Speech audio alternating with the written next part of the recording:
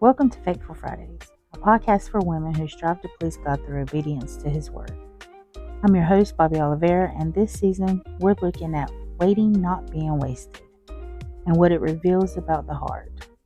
Because waiting has a way of bringing what's really in you to the surface. Last week I told you we were doing a 3-part mini-series on Saul. In part 1 we talked about pressure rising, the kind of pressure that makes waiting feel heavy. But this week, in part 2, I want to look at how Saul responded when that pressure didn't go away. Now, if you didn't catch last week, I highly encourage you to go watch it. But come back so you'll know what's going on in part 2. And if you're all caught up, or you just want to catch up from right here, we're in the book of 1 Samuel chapter 13. And right now, in part 2, we are at the part where Saul has already given the burnt offering and Samuel comes right after he's finished. And when he gets to him, he asks him one simple question. What hast thou done? Now, I want you to listen to how Saul responds to him. He says, because I saw the people were scattered from me, and that thou camest not within the days appointed, and that the Philistines gathered themselves together. Therefore said I forced myself therefore and offered a burnt offering. And did you catch that? He started with because. And most times when somebody starts a sentence with because, it's because they're about to defend something. They're about to explain why what they did made sense. And that's exactly what Saul did. He basically was saying the men were leaving, the enemy was growing while my army was getting smaller. You weren't here like I thought you would be, and we still hadn't made supplications to God. Then he says something that tells on him. He says, I forced myself. In other words, he said, I felt like I didn't have a choice. I didn't want to step into this role, but I felt like I needed to.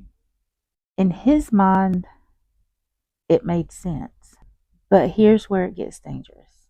Because Saul didn't just offer the burnt offering.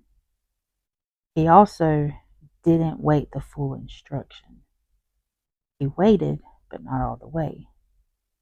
And that right there, that's what pressure will do to you. It'll have you obeying almost, waiting almost, trusting almost, but never fully. And friend, almost feels safe, but it is not obedience. Partial obedience is still disobedience. And right there is where a lot of us can see ourselves. I know I can. Because when life starts looking shaky, we start believing what we see more than what God said. Maybe not from our mouth. Maybe we don't speak it out loud. But it shows up in our choices. And it shows up in our actions. Pressure didn't create that in Saul either. What it did was it revealed what he trusted. And if we're honest, we've all had moments where we started explaining ourselves to. Well, I had to. It made sense. But you don't understand what was happening. But I'm telling you, obedience does not need defending. What it needs is surrender. Now there's one line that Saul says that exposes him again. The people were scattered from me. And that genuinely bothered him. Because losing people looks like losing control. It looks like losing influence. And it looks like weakness. And sometimes we don't step outside of obedience because we hate God. No, we step outside because we're scared. And I'm not saying you, I'm saying me. Because sometimes I get scared to look small. A lot of times I'm scared of losing control. Promise I'm working on that. And a lot of times I'm scared to sit in the middle of something that I can't fix fast.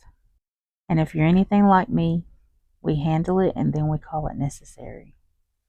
But I promise you, I am trying really hard to be better at letting God be my righteousness. I've been studying the names of God lately, and I came across this one that fits this episode just right, I do believe. And that name is Jehovah Sidkenu.